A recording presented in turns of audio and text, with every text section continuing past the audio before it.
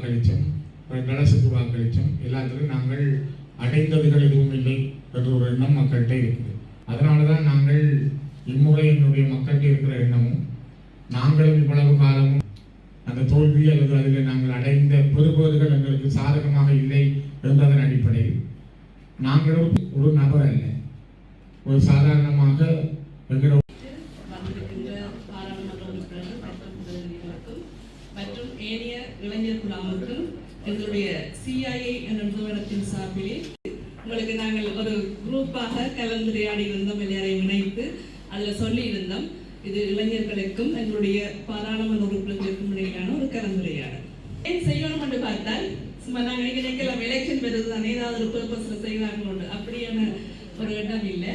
உண்மையா நாங்கள் சட்டம் படிக்க சட்டவாக்கத்துறை, நிர்வாகத்துறை, நீதித்துறை, அதுல முக்கியமானது சட்டவாக்கினால் யார் ஆக்குறது?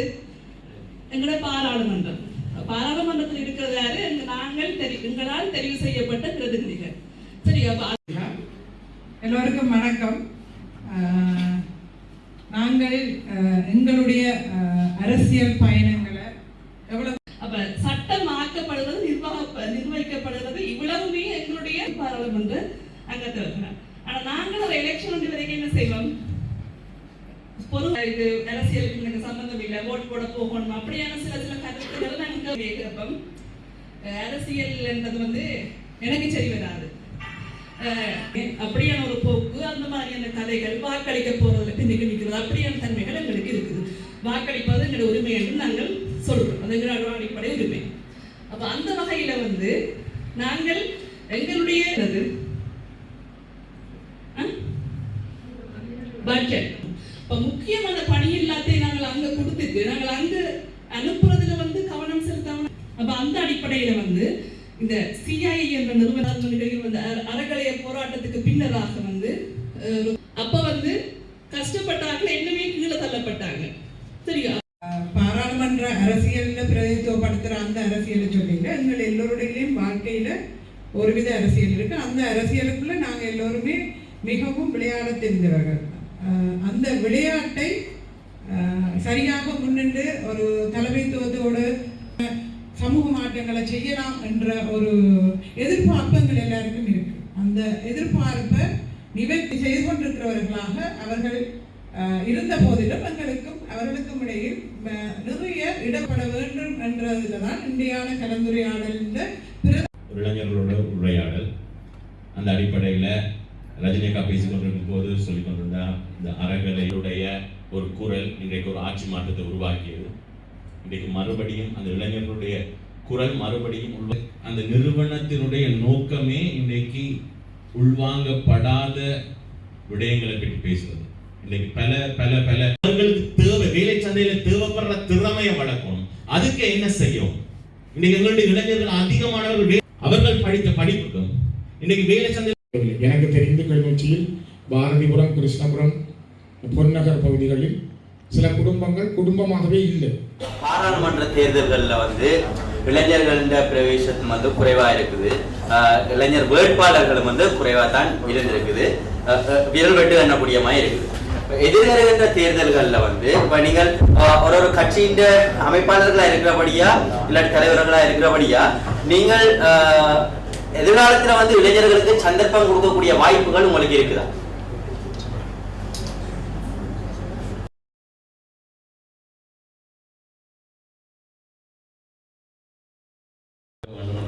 இருக்கு. ஆனால் நான் நம்புறேன் அந்த இளைஞர்கள் அந்த இளைஞர் யுவதிகளா இருக்கிறோம் அவர்களை அந்த இடத்துக்கு கொண்டு வரும் பட்சத்துல அவர்களுக்கான அந்த அறிவையும் கொடுத்து கொண்டு வரும் பட்சத்துல அவர்கள் ஆளுநர்களோட அதை செயல்பட முடியும் நம்புறேன்.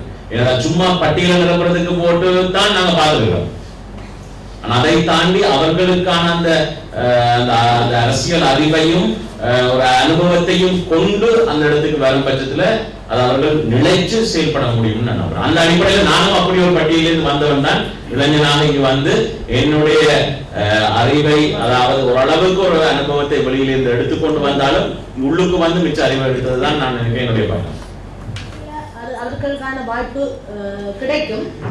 ஆனால் கடந்த காலங்களில் நீங்கள் பார்த்தால் தெரியும், கனடாவில் அது நிராகரிக்கப்பட்ட அல்லது கண்டுகொள்ளாமல் போற ஒரு பக்கம் இருந்திருக்கு. தேர்தல் நீதி என்றது மட்டுப்பாடு வேணும். ஏனென்றால் நீங்கள் 10 லட்சம் செலவழிக்கிற ஒரு உறுப்பினரோட 5 கோடி செலவழிக்கிற ஒரு ஆள் போட்டி போடைக்க அவருக்கு தான் வாய்ப்பு கூட. விளம்பரத்துல இருந்து சும்மா எல்லாருமே சொல்லலாம், ஆனால் விளம்பரத்துல இருந்து போஸ்டர் ஒட்டுறதுல இருந்து சகல செலவும் பார்க்கிற பொழுது அது ஒரு நிறைய காசை நோக்கித்தான் அந்த தேர்தல் பிரச்சாரம் அமையும். ஆனால் இலங்கையின் சட்டத்துல இன்னும் இவ்வளவு காசுக்குள்ளதான் நீ தேர்தல் பிரச்சாரத்தை செய்ய வேணும் என்ற ஒரு சட்டம் இல்லை. ஆனா சொத்து கேட்கிற பொழுது வைக்கிறோம், இந்த பேங்க் அக்கௌண்ட்ல எவ்வளவு காசு, உனக்கு எத்தனை காணி, எத்தனை பூமி, அது கூட ஒழுங்கா கொடுக்குறேன். எல்லாம் அந்த ஒழுங்கான விவரங்கள் கூட அந்த சொத்து பக்கத்துல போகிற இல்லை. ஆனால் உண்மையிலே எதிர்வார காலங்கள் நீங்கள் அந்த சட்டம் உணர்ந்து இவை இந்த பக்கத்தாலே அந்த தேர்தல் நிதிய மட்டுப்பாட்டுக்குள்ள கொண்டு வர வேண்டும் என்ற ஒரு பக்கம் ஓடுது. ஆனா நிச்சயமா உங்களை மாதிரி இளைஞர்கள் யுவதிகள் தான் தமிழ் தேசிய பரப்பில எங்களுடைய மக்களுக்கான சேவையாற்று, எங்களுடைய உரிமைக்காகவும் எங்களுடைய நீதிக்காகவும் உங்களை மாதிரி இளைஞர்கள் யுவதிகள் இணைந்து கொள்ள வேண்டும். எதிர்காலத்தில் அது உள்ளூராட்சி மாகாண சபை என்ற பக்கத்துல உங்களுக்கான நீங்கள் செய்கிற சேவையும் உங்களுடைய அர்ப்பணிப்பான கடமையையும் வச்சுக்கொண்டு உங்களுக்கான வாய்ப்புகள் கிடைக்கும். நீங்க சொன்னீங்க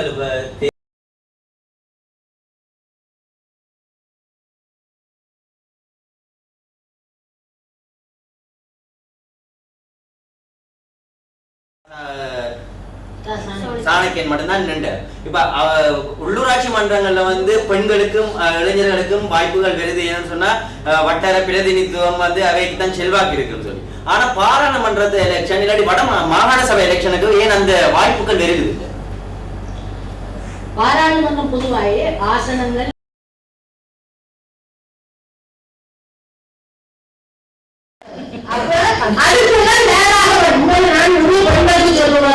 தற்காப்பு பேரையே படியும் போடுவோம்.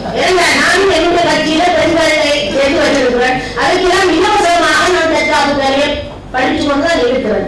ஆனபடியால் இதெல்லாம் தேவை, உங்களுக்கு எதிர்பார்த்த காலங்களில் அது தேவை. ஆனா நிச்சயமாக நீங்கள் எந்த பக்கத்துல பயணிக்க விரும்புகிறீங்களோ நான் உங்களுக்கான வாய்ப்புகளை பெற்றுத்தர முயற்சி. இந்த தேர்தலுக்கு ஒரு ஓட்டுக்கு எவ்வளவு செலவழிக்கலாம் தெரியுமா உங்களுக்கு? 109. இப்போ 109 ரூபாய்க்கு சாதாரணமான ஒரு கேம்பெயின் நீங்க செய்ய முடியும் நினைக்கிறீங்களா இன்றைக்கு? அல்லது என்னுடைய சகோதரி உமாச்சந்திர பிரகாஷ் அவர்களுடைய யாழ் மாவட்ட கேம்பெயின் ஜனாதிபதி அவர்களுக்கு வரக்கூட சம்பளத்துக்கு கூடவாக இருக்குன்னு தான் நான் நம்புறேன். அப்ப நான் நம்புறேன் சாதாரணமான ஒரு விஷயம் நாங்க இன்னைக்கு எங்களுடைய டிராகோனியன் லோஸ முதல் மாற்றோம். இரண்டா இன்றைக்கு சட்டத்தை 109 ரூபாய்க்கு ஒரு டீ கூட குடிக்கிறாரு. பிரதேச சபை தேர்தல் ஒரு வருஷத்துக்கு வைக்கிறதுக்காக இருந்தது 20 ரூபாய் ஒரு ஓட்டு. 20 ரூபாய் ஒரு ஓட்டுக்கு நீங்க உங்களோட செய்தியை கூட கொண்டு போய் சொல்ல முடியாது. அப்ப 1000 ஓட்டுள்ள ஒரு வட்டாரத்துல 20,000 தான் ஒரு வேட்பாளர் செலவழிக்க முடியும்டா. 20,000க்கு நீங்கள் ஒரு கூட்டத்தை வச்சு தேர்தலை கூட கொடுக்கல. கஷ்டமே. என்னுடைய பேர் புகதாசன். என்னுடைய கேள்வி கௌரவ பாராளுமன்ற உறுப்பினர் அங்கஜன் ராமநாதன் அவர்களோட இந்த இலங்கையோட டெர்சரி எஜுகேஷன் சிஸ்டத்துல குறைபாடு இருப்பதாக நான் நினைக்கிறேன் மோஸ்ட்லி இதுல டிஸ்கஸ் பண்ணப்பட்டது. அந்த டெர்சரி எஜுகேஷன் சிஸ்டத்தை ரிஃபார்ம் பண்ணக்கூடிய வகையில நீங்கள் கடந்த 5 வருடமாக பார்லிமெண்ட்ல ரீப்ரசன்டேட்டிவா இருக்கிறபடியால இந்த கோடிங் இந்த ஜப்பான்ல செய்யற கோடிங் சிஸ்டத்தை விட ஏதாவது பார்லிமெண்டில் அதாவது இந்த இலங்கையில் இருக்கிற டெர்சரி எஜுகேஷன் சிஸ்டத்தை ரிஃபார்ம் பண்ணக்கூடிய நடவடிக்கைகள் ஏதாவது எடுக்கப்பட்டிருக்கா as a parliamentarian? இது சார்ந்து 2019 தேர்தல் விஞ்ஞாபனங்களிலேயும் பேசப்பட்டது.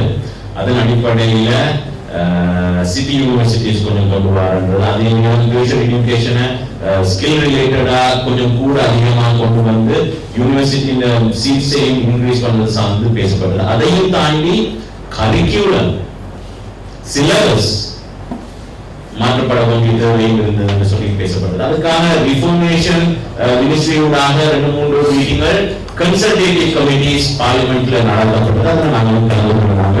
அது சார்ந்து முன்னேற்றம் உங்களுக்கு சொல்லப்பட்டது. அதுல கருத்துக்களை சொல்லியிருக்கிறோம். ஆனால் தற்போது நான் அறிய கிடைச்சதுனால இன்றைக்கு அதற்கான ரிஃபார்முக்கான ஒரு பாலிசி ஃப்ரேம் ஒர்க் தயாராக இருக்கிறது. அதை அமல்படுத்தும் பட்சத்துல நான் நம்புறேன் அவர்களுடைய நோக்கமும் நீங்க சொன்னது வேற இந்த தொழில்நுட்பம் சார்ந்து எங்களுடைய பிராந்தியத்தை கொண்டு வரதுக்கு சேவை அடிப்படையில எங்களுடைய வெளிநாட்டு ஏற்றுமதியை கொண்டு வரதுக்கான ஒரு சிந்தனையோட இந்த ரிஃபார்மேஷன் உருவாக்கப்பட்டிருக்கு என்று சொல்லப்படுகிறது. நாங்கள் இந்த ப்ரொசீஜர் பார்க்கல, ஆனால் அது தயாராக இருக்கின்ற சொல்லி கேள்வி. எனக்கு அந்த சூழல் முழுக்க தெரியும். ஆனால் சின்ன பக்கத்துல இருந்து வந்து அதை செய்யறதுன்றது அதுக்கு பெரிய இப்ப நீங்கள் ஐடி சம்பந்தமான கட்டணம் எங்கள்கிட்ட இல்ல, அல்லது ஒரு இன்ஜினியரிங் இல்ல, அது ஆனால் ஒரு மீன்பிடி தொழில பரம்பரையா செய்து வந்த மீன்பிடி தொழில கற்க முடியாத ஆக்களையும் அந்த மயிலி துறைமுகத்தை அங்கீகரிக்கிறாங்க. ஆனால் அவங்களுக்கு வாய்ப்பை கொடுக்காமல் சின்ன தெரியவியாக பிடிக்கிறதுன்றதுக்கு அது உடன்பாடில இன்னொரு விஷயம் வந்து சொல்றேன். முன்னெடுக்கீங்க இதே நீங்கள் நானும் மாகாண சபை உறுப்பினராக இருந்த காலத்துலதான் டிராக்டர் கொண்டு வந்து மீன் கடல்ல பிடிக்கிறதெல்லாம் செய்வது நாங்கள் போய் பார்த்தோம். ஆனால் அது எங்களால் தடுக்க முடியல. அப்ப இது எப்படின்னா திட்டமிட்ட வகையில தான் எங்களுடைய கடல் வளம் முழுக்க ஒரு நியாயம் இருக்கின்றாலும் இதை இந்த அபிவிருத்தி வேலைத்திட்டத்தை மாதத்தை கொண்டு வந்தவர்கள் யார்? அந்த நேரம் மேடையிலிருந்து பேசியவர்கள் யார்? தமிழ் அரசியல்வாதிகள், தமிழ் தேசிய அரசியல்வாதிகள். அப்ப நாங்கள் வேண்டா அவர்கள் அதை கொண்டு சொல்லியிருக்கோம்.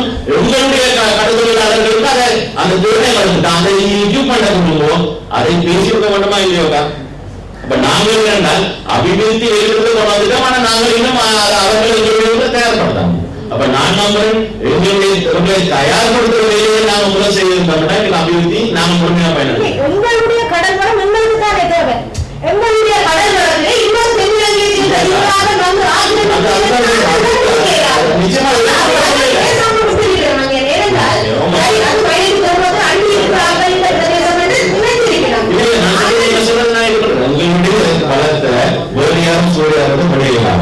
ஆனால் அதையே உங்களுடைய வளத்தை பயன்படுத்தி பொருளாதார ரீதியாக பெறுவதற்கு நாங்கள் அது வாய்ப்பை பெற்றுக் கொடுக்கணும் என்றுதான் என்னுடைய வரலாறு. இல்ல நான் அந்த கேள்வி வடக்கு கிழக்கு மாகாணத்தில் இந்த நேஷனல் ஜிடிபி வந்து 5% குறைவாக தான் இருக்குது. அதாவது 100 வீட்டுக்குள்ள எங்களுடைய தேசிய உற்பத்தி என்பது வடக்கு கிழக்குல நாங்கள் 5% குறைவான ஒரு பங்களிப்பை தான் கொடுக்கிறோம். ஆனா வடக்கு கிழக்கு மையப்படுத்தி கடல் வளம் ஏராளமா இருக்குது.